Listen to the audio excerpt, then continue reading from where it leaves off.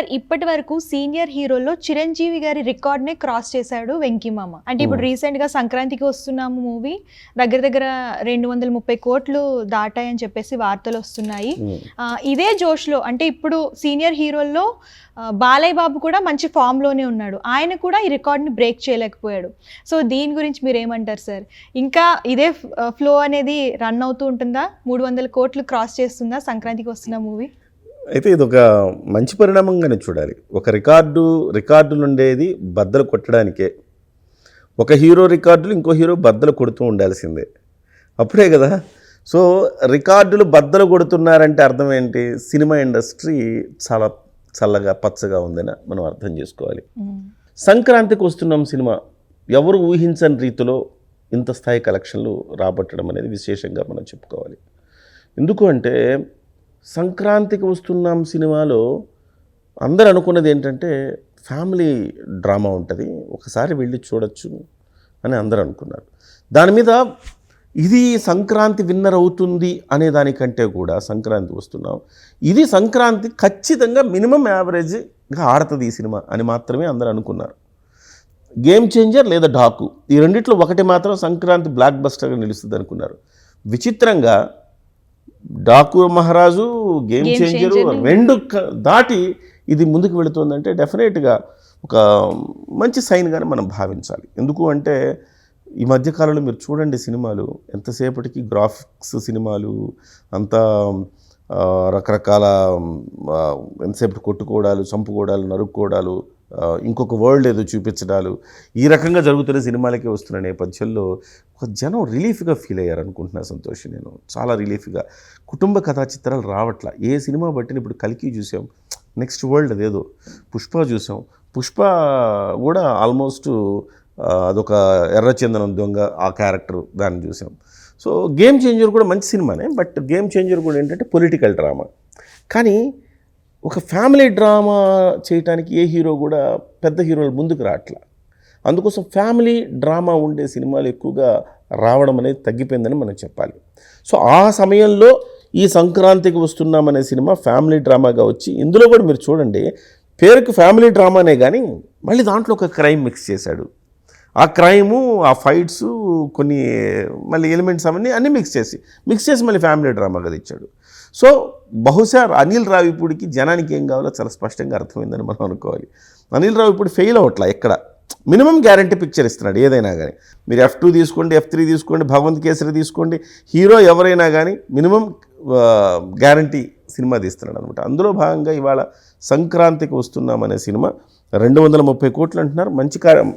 మంచి పరిణామంగా మనం చెప్పాలి. ఇప్పుడు సంక్రాంతి విన్నర్గా సంక్రాంతికి వస్తున్నాం సినిమానే నిలబడడం కూడా ఒక మంచి పరిణామంగా చెప్పాలి. బహుశా దాటెళ్ళొచ్చు కూడా, కానీ లెక్కలు కొంత అటు ఇటు ఉండొచ్చేమో. కానీ ఓవరాల్గా చూస్తే సినారియో ఒక మోస్తరుగా మనకు తెలిసిపోతుంది, అర్థమవుద్ది. ఈ సినిమా 1000 కోట్లు కొట్టింది అని అన్నాం అనుకోండి, ఇంకో సినిమా 1500 కోట్లు కొట్టింది అన్నాం అనుకోండి, ఈ 1000 కోట్లు నిజం కాకపోవచ్చు, 1500 కోట్లు నిజం కావచ్చు. కాకపోతే ఈ 1000 కోట్ల సినిమా కంటే 1500 కోట్ల సినిమా డెఫినెట్గా దీనికంటే ఎక్కువ కలెక్షన్స్ వచ్చి ఉండొచ్చు. ఈ 1000-1500 కోట్ల క్రైటీరియా కాదు, కానీ డెఫినెట్గా దీనికంటే ఇది బెటర్ కలెక్షన్స్ వసూలు చేసి ఉండొచ్చు అని మనం భావించాలి. ఆ రకంగా చూసుకుంటే అది వాస్తవమేనా అనుకోవాలి. ముఖ్యంగా చిరంజీవి గారు, బాలకృష్ణ గారు, వెంకటేష్ గారు, నాగార్జున, ఈ 4 పిల్లర్స్ మన సినిమా ఇండస్ట్రీకి. ఈ 4 పిల్లర్స్లో ఉన్నట్టుండి 2 పిల్లర్స్ పడిపోయినాయి.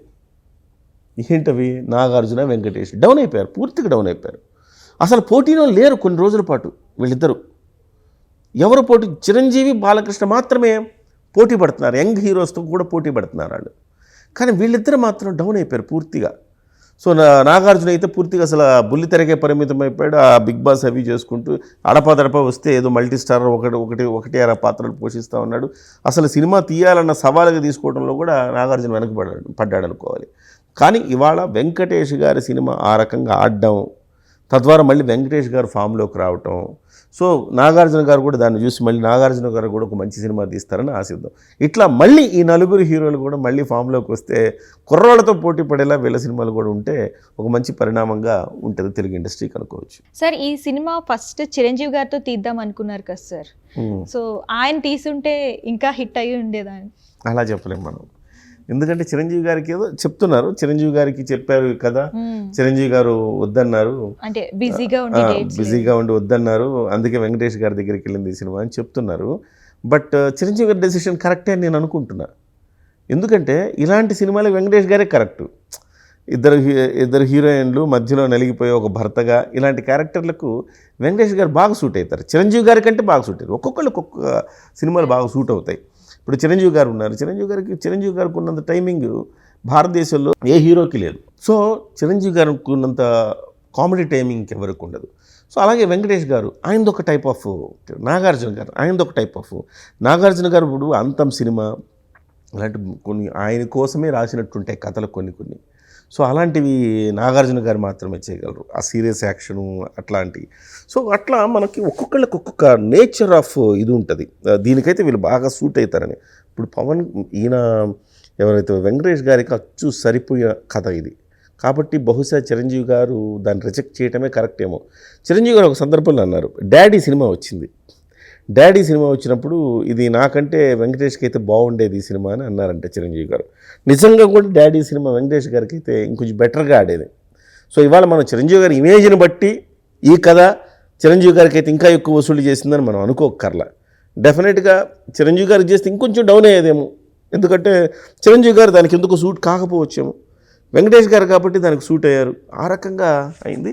సో డెఫినెట్గా ఒక మంచి సినిమాని వెంకటేష్కి అనిల్ రావిపూడి ఇచ్చాడు. చిరంజీవి గారు దాన్ని రిజెక్ట్ చేయడమే కరెక్ట్ డెసిషన్ నేను అనుకుంటున్నాను.